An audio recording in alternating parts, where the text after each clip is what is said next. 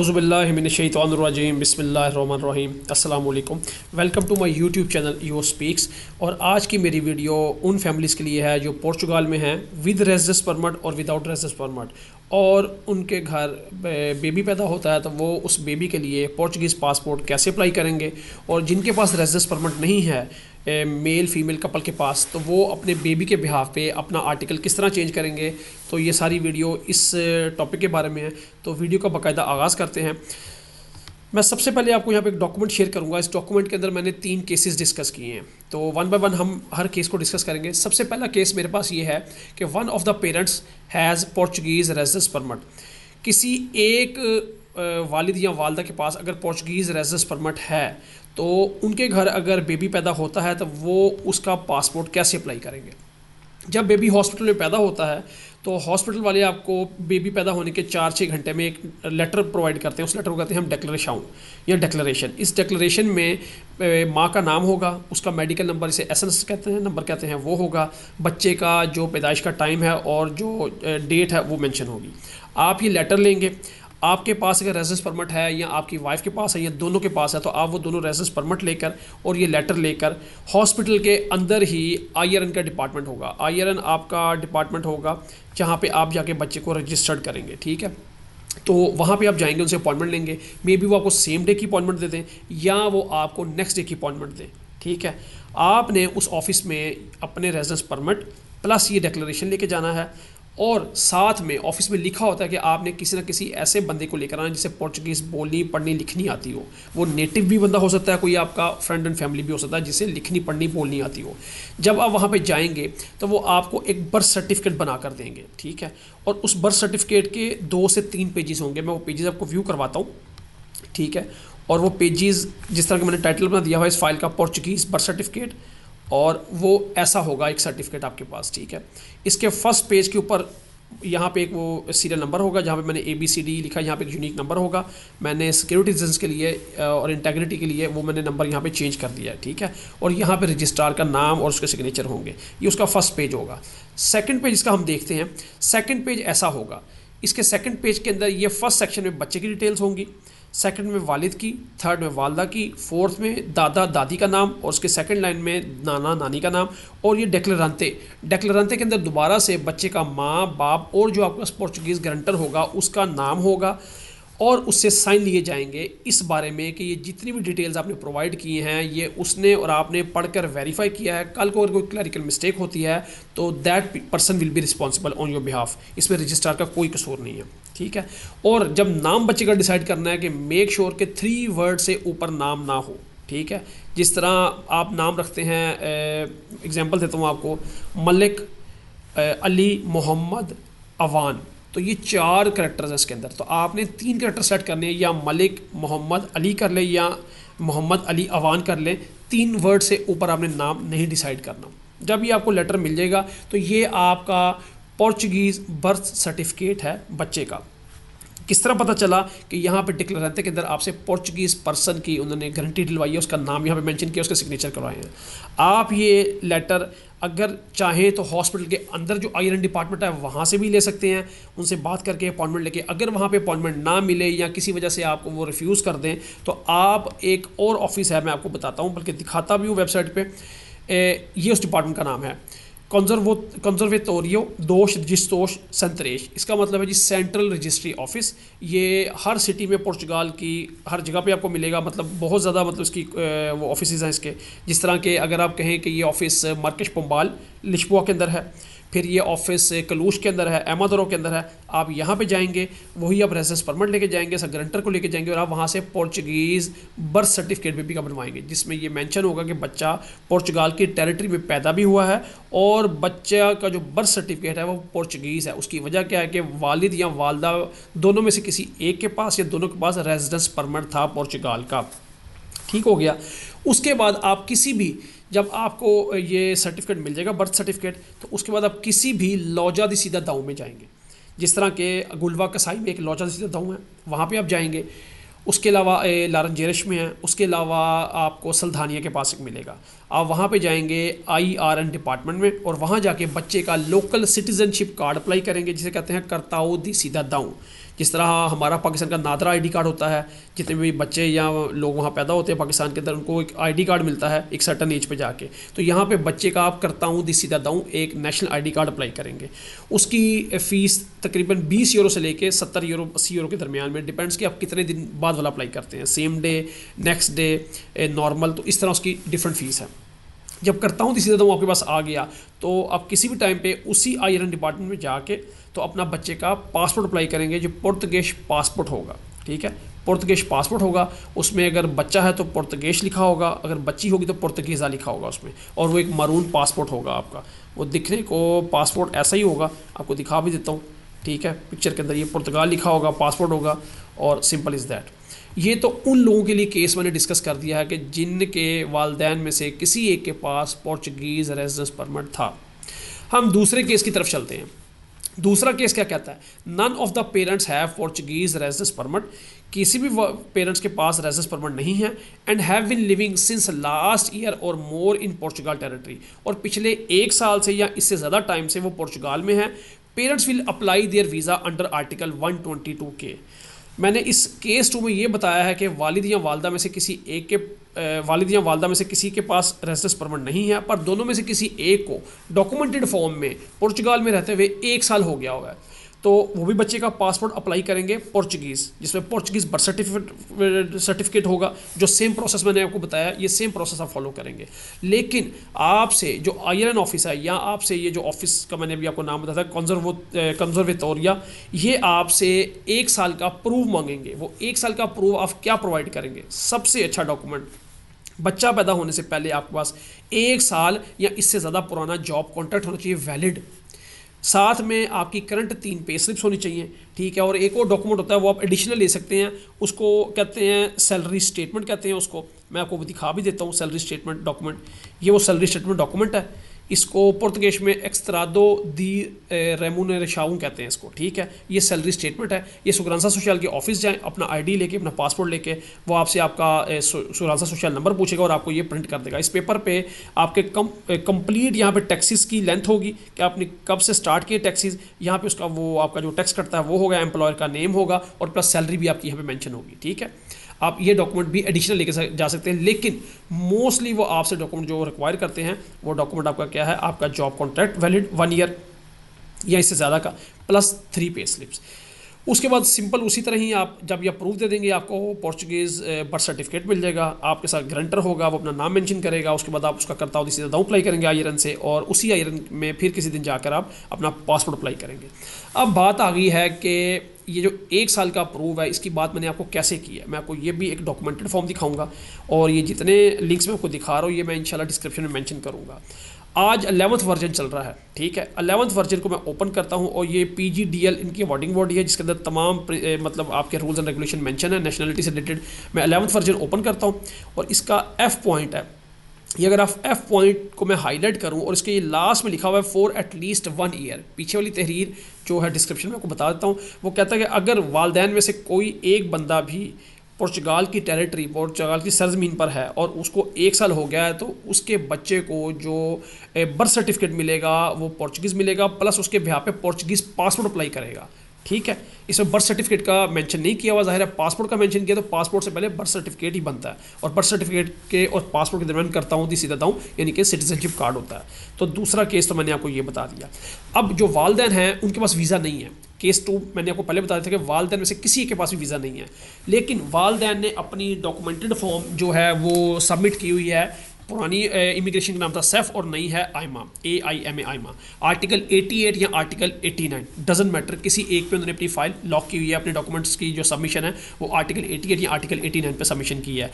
तो वो अपना जो वीज़ा है वो चेंज करेंगे आर्टिकल 122 के। मैं ये भी आपको दिखाता हूँ आर्टिकल 122 के। ये रहा जी आर्टिकल 122 के।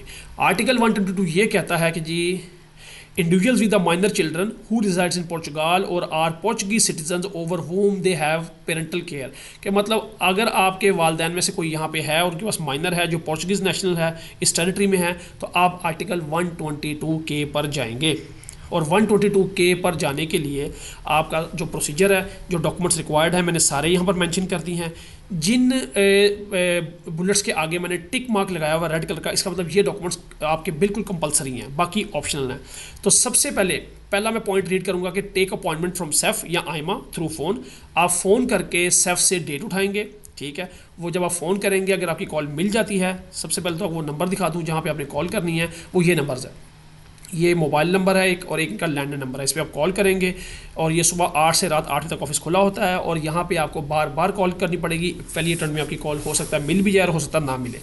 जब आपकी कॉल मिलेगी तो वो आपसे आपकी डिटेल्स पूछेगा और आपसे पूछेगा जी आपने किस मकसद के लिए कॉल किया। आप बताएंगे जी मैं आर्टिकल 122 के की अपना अपॉइंटमेंट लेना चाहता हूँ। तो वो आपसे सिटी का नाम पूछेंगे, सपोज आप कहते हैं लिशबुआ, लिशबुआ में पूछेंगे कहाँ पे जाना है आपने मार्केश पुंबाल में जाना है, अलविरका में जाना है, या आपने कशकाश में जाना है। तो आप किसी एक सेफ का नाम बताएंगे और उसके स्केड्यूल में जो भी स्लॉट आपको मिलेगी वो आपको स्लॉट दे देंगे। फर्स्ट स्टेप हो गया, आपने अपॉइंटमेंट ले ली। अब जब आपने अपॉइंटमेंट में जाना है तो आपके पास कौन कौन से डॉक्यूमेंट्स होने चाहिए। मैंने सेकंड पॉइंट बताया कि original valid passport of your country, आपकी कंट्री का जो ओरिजिनल पासपोर्ट है वैलिड वो होना चाहिए। तीसरा डॉक्यूमेंट क्या है, valid job contract in Portugal, Portugal में रहते हुए जो आपके पास वैलिड जॉब कॉन्ट्रैक्ट है वो होना चाहिए। चौथा पॉइंट है जी recent last 3 month pay slips of above job, जो आपकी जॉब है यहाँ पे उसकी लास्ट 3 रीसेंट पे स्लिप्स होनी चाहिए। पांचवा पॉइंट क्या है, police character certificate from your country, आपके मुल्क से आपका पुलिस करेक्टर सर्टिफिकेट होना चाहिए। वो मोफा यानी कि मिनिस्ट्री ऑफ फॉरेन अफेयर से टेस्ट हो, और जो पाकिस्तान में पोर्चुगीज एम्बेसी है वहाँ से भी वो अटेस्ट हो, ठीक है। प्लस ये जो आप अटेस्टेशन करवाएंगे ये 6 माह से ज़्यादा पुरानी नहीं होनी चाहिए। मतलब कि जब आप बायोमेट्रिक के टाइम पर जाएं तो आपकी जो अटेस्टेशन है वो 6 माह से ज़्यादा पुरानी ना हो, वो वरना डॉक्यूमेंट एक्सपायर कंसिडर करते हैं, ठीक है। अभी ये बात यहाँ पे ख़त्म नहीं हुई, आपने इसके साथ साथ इसको ट्रांसलेटेड भी करवाना है पोर्चुगीज़ में, क्योंकि आपके जो कंट्री से डॉक्यूमेंट आया वो होगा इंग्लिश में या उर्दू में, वट एवर सो लैंग्वेज जो होगी उसकी। लेकिन जाहिर है आप यूरोपियन कंट्री में है, पोर्चुगल में, तो पोर्चुगल में हर डॉक्यूमेंट पोर्चुगीज़ लैंग्वेज में ही माना जाता है।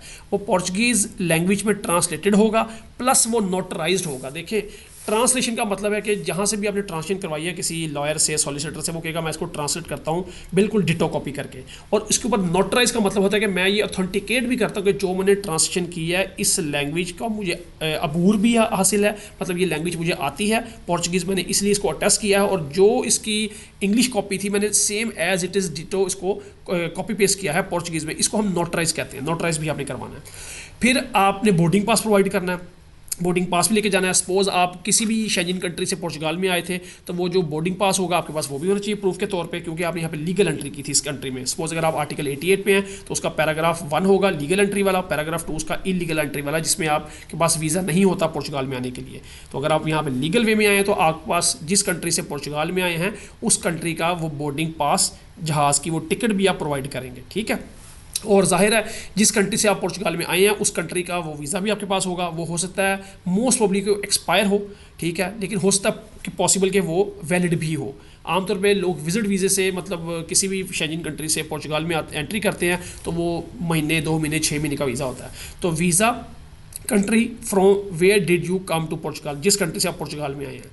फिर जिस कंट्री से आप पोर्चुगल में आए हैं उस कंट्री का भी आपने करेक्टर सर्टिफिकेट प्रोवाइड करना है, और सिर्फ प्रोवाइड नहीं करना, उसको ट्रांसलेशन पोर्चुगीज़ में भी करवाना है और नोटराइज भी करवाना है। और ये लीगल एंट्री डॉक्यूमेंट जब आप किसी भी और शेंजन कंट्री से पोर्चुगल में एंट्री करते हैं तो आप अपने वैलिड वीज़े पे और अपने पासपोर्ट को दिखाते हुए किसी भी होटल जो कि एफिलेटेड होता है सेफ से या आइमा से, तो वहाँ से आप एक लीगल एंट्री डॉक्यूमेंट बनवाते हैं, ब्लू कलर का पेपर, जिस पे एक तरफ उस होटल की रिजर्वेशन की सारी डिटेल्स होती है और एक तरफ आपके अपने पर्सनल डिटेल्स मेंशन की होती हैं। सुग्रासा सोशल का लेटर ये ऑप्शनल है आपका, ठीक है, ये आप ले भी जाए तो कोई नहीं, इसका कोई इशू नहीं है, ये ऑप्शनल है। फाइनेंस पेपर जो आपका फाइनेंस का पेपर है, लेकिन उसमें से गारंटर को रिमूव करवा के जाना है आपने, लाजमी गारंटर को रिमूव करवा के जाना है आपने, ठीक है। प्लस मैरिज सर्टिफिकेट जो आपकी कंट्री का है उसको भी आपने मोफा से टेस्ट करवाना है, ठीक है, उसको ट्रांसलेशन भी करवाना है पोर्चुगीज़ में और उसको नोटराइज भी करवाना है। बेबी का जो आपने करता हूँ जिसे देता हूँ नेशनल ID कार्ड था पोर्चुगीज़, वो या उसका पासपोर्ट, दोनों में से कोई एक चीज़ ले जाए। फिर आपने जुनता बनवाना है नया सेफ के नाम का या आइमा के नाम का, मतलब उसमें एड्रेस किया जाएगा सेफ या आइमा को और डेट आपकी उसमें मेंशन होगी कि इस डेट को ये बंदा इस जगह पे मूव किया था, वो आप जुनता ऑफिस से जुनता बनवाएंगे। ACT डिक्लेरेशन ये होती है जी आपकी लेबर लॉ से रिलेटेड कंपनी से की मतलब वेरिफिकेशन की डिक्लेरेशन है, ये आपके केस में ऑप्शनल है, आपको लेकर जाने की ज़रूरत नहीं है, ऑप्शनल है ये। और एम्प्लॉयर की डिक्लेरेशन ये भी आपके लिए ऑप्शनल है। ये वो लोग लेके जाते हैं जो आर्टिकल 88 या 89 पे डायरेक्टली मूव कर रहे होते हैं काम करके या सेल्फ एम्प्लॉयड की शक्ल में, ये उनके लिए मतलब होती है, आपके लिए नहीं है ये। इसके अलावा आपको तीसरा केस, अब तीसरा केस मैं डिस्कस करता हूँ, उसके अंदर भी आपको दिखाता हूँ कि तीसरे केस के अंदर जो बेबी का बर्थ सर्टिफिकेट है वो कैसा होगा। यहाँ पे मैं एक चीज़ और आपको ऐड अप कर देता हूँ, ठीक है, यहाँ पे कि वो भी आपके लिए कंपलसरी है, वो है IRS, ठीक है, आपके लिए IRS भी आपको चाहिए। यहाँ पे IRS भी आपने लेकर जानी है और ये कंपलसरी है। IRS क्या होता है, आपकी इनकम टैक्स होता है ये, ठीक है, और इसकी डेट होती है अप्रैल से जून के दरमियान में सबमिशन होती है। मतलब जब आपने सपोज अभी 2023 चल रहा है दिसंबर, आपने 2023 अप्रैल से जो भी काम किया है इसकी सबमिशन आपने करवानी है अकाउंटेंट के थ्रू जून तक, जून 2024 तक, तो वो IRS होती है आपकी। इनकम टैक्स को IRS कहते हैं, इसकी डिक्लेरेशन भी आपने लेके जानी है IRS की, ये मत भूलिएगा। ये भी आपके फेवर में एक अच्छा पॉइंट है। अब केस थर्ड पे हम आते हैं। केस थर्ड क्या कहता है, none of the parents have Portuguese residence permit and have not been living since last year or more in Portugal territory, parents will apply their visa under article 122B। गौर से देखें, इस case के अंदर भी पेरेंट्स के पास residence permit Portugal का नहीं है, और दूसरी बात, पोर्चुगल में आए हुए इनको ना तो 1 साल हुआ है ना इससे ज़्यादा हुआ है। सपोज इसकी मैं आपको जनरल सी एग्जांपल देता हूँ, आप आज आए हैं पोर्चुगल में लीगल वे में, किसी भी कंट्री से शेंजन की या पोर्चुगल में आज आए हैं, और आपकी जो प्रेगनेंसी है वाइफ की ड्यू है, और कल मतलब आपकी वाइफ की प्रेगनेंसी डन हो जाती है, बेबी बॉर्न हो जाता है पोर्चुगल में, तो इस केस में आप बच्चे का पोर्चुगीज़ पासपोर्ट बिल्कुल अप्लाई करेंगे, लेकिन डिफरेंट होगा थोड़ा सा सिनेरियो। कैसे? उसी तरह आपको हॉस्पिटल एक डिक्लेरेशन देगा, आप ये डिक्लेरेशन पकड़ेंगे, हॉस्पिटल के अंदर IRN का ऑफिस होगा, आप वहाँ पे अपना बीवी का पासपोर्ट लेके ये डिक्लेरेशन लेके और साथ में पोर्चुगीज़ बंदा लेके जाएंगे जो पढ़ना लिखना बोलना जानता हो पोर्चुगीज़, वो साथ जाएगा। वहाँ पे जब आपको बर्थ सर्टिफिकेट मिलेगा, उसका पहला पेज कुछ इस किस्म का होगा, ठीक है, ये WXYZ 4 डिजिट कोड था जो मैंने हाइड कर दिया, और यहाँ पर रजिस्ट्रार का नेम, उसके वो सिग्नेचर्स है, और उसका दूसरा पेज जो है ना, इसके अंदर एक चीज़ होगी। जब आपको पोर्चुगल में आप रहते हैं, ना तो आपके पास रेजिडेंस परमिट था केस 1, ना ही आपको पोर्चुगल में आए हुए 1 साल या से ज़्यादा टाइम हो गया था, तो फिर जो आपको बर्थ सर्टिफिकेट मिलेगा उसमें डिफरेंस क्या छोटा सा वो दिखा देता हूँ। फर्स्ट बॉक्स में बच्चे से रिलेटेड तमाम डिटेल्स हैं, सेकंड में उसके वालिद से, थर्ड में उसकी वालदा से, फोर्थ में उसका दादा दादी और नीचे नाना नानी का नाम है, फिफ्थ में डिक्लेरेंटे के अंदर बाप का नाम, माँ का नाम, और ये नीचे यहाँ पे आपके लिखा होगा इंडियाना या पाकिस्तान। इससे ये साबित होगा कि आपका बच्चा यहाँ पे पैदा ज़रूर हुआ है पर वो एज ए फॉरेनर कंसिडर होता है। तो इस केस में ये जो बर्थ सर्टिफिकेट है ये आपका पोर्चुगीज़ बर्थ सर्टिफिकेट नहीं है, ये फॉरेनर बर्थ सर्टिफिकेट है। ये मैं आपको अपनी ज़ुबान में समझाने की कोशिश कर रहा हूँ, ठीक है। तो इस केस में आपको बर्थ सर्टिफिकेट लेने के बाद करता हूँ सीधा दाऊँ नहीं मिलता, आपको मिलता है बच्चे का रेजिडेंस परमिट। आप बच्चे का रेजिडेंस परमिट लेते हैं सबसे पहले, और रेजिडेंस परमिट लेने के बाद आप बच्चे का लोकल स्कूल जिसे हम नर्सरी कहते हैं वहाँ पे क्रिश में एडमिशन करवाएंगे। जैसे कि मैं आपको दिखाता हूँ, ऊपर के डॉक्यूमेंट्स तमाम सेम होंगे, ये सारे जितने भी मैंने आपको 17 डॉक्यूमेंट्स मेंशन किए हैं। आप बच्चे का सबसे पहले रेजिडेंस परमिट अप्लाई करेंगे, उसके बाद लोकल स्कूल में जिसे नर्सरी रजिस्ट्रेशन कहते हैं, उसे पोर्चुगीज़ में क्रिश कहते हैं, क्रिश में बच्चे का दाखिला करवाएंगे, क्योंकि बच्चा आपका इस टेरिटरी में पोर्चुगल की हदूद में पैदा ज़रूर हुआ है पर वो फॉरनर है। ना तो उसके वालदेन के पास रेजिडेंस परमिट था किसी एक के पास, ना वालदेन में से किसी एक को पोर्चुगल में 1 साल हो गया हुआ था डॉक्यूमेंटेड फॉर्म में। तो इसलिए उन्होंने आपके बच्चे को बर्थ सर्टिफिकेट जो दिया वो डिफरेंट दिया है, मतलब वो फॉरनर बर्थ सर्टिफिकेट, उसमें लिखा कहीं नहीं हुआ, उसमें सिर्फ आपकी कंट्री का नाम लिखा होगा। तो इस केस में आप बच्चे की यहाँ पे करवाएंगे क्रिश में एंट्री करवा के ये एक डॉक्यूमेंट और ऊपर के ये सारे डॉक्यूमेंट, ठीक है, ये सारे डॉक्यूमेंट आप लेकर जाएंगे और आप अपने लिए आर्टिकल जो बुक करेंगे, सेफ से अपॉइंटमेंट उठाएंगे, आर्टिकल 122B आर्टिकल क्या कहता है वो आपको दिखा देता हूँ। 122B आर्टिकल ये कहता है जी, माइनर्स बच्चे who were born and have remained in national territory, जो पैदा हुए हैं नेशनल टेरिटरी में मतलब पोर्चुगल में, एंड हु अटेंड, जिन्होंने प्री स्कूल और स्कूल एट बेसिक स्कूल या सेकेंडरी और प्रोफेशनल लेवल स्कूल अटेंड किया है, उनके पेरेंट्स के लिए 122B आर्टिकल है, ठीक है। 122B आर्टिकल और K आर्टिकल के मेन आपको मैं डिफरेंसेस बता देता हूँ। पहला डिफरेंस तो ये कि 122K में जो बच्चे को आपके बर्थ सर्टिफिकेट मिलता है वो पोर्चुगीज़ नेशनल वाला मिलता है, उसी के बिहार पे उसको करताऊ दी सीधा दाऊँ सिटीजनशिप कार्ड मिलता है और उसके आगे आप पासपोर्ट अप्लाई करते हैं। जबकि आपके केस 3 में जिसमें आप 122B में जाएंगे पेरेंट्स बच्चे के ब्याह पे, उसमें बच्चे को पहले रेजिडेंस परमिट लेना पड़ेगा, फिर उसकी लोकल स्कूल में नर्सरी में उसका एडमिशन करवाना पड़ेगा, वो लेटर और ऊपर के तमाम लेटर्स ये लेकर 122B 122B आर्टिकल की आप डेट रिजर्व करेंगे सेफ या आयमा के साथ। सेफ पुराना नाम था लेकिन मैं फिर भी उन लोगों के लिए बता देता हूँ जिनको मतलब अभी भी मेमोराइज़ किया हुआ है सेफ के नाम से, AIMA आयमा उसका नया नाम है। तो आयमा में 122B पे जाएंगे, ठीक है, और उनको भी वीज़ा मिलेगा, रेजिडेंस परमिट मिलेगा 2-2 साल का।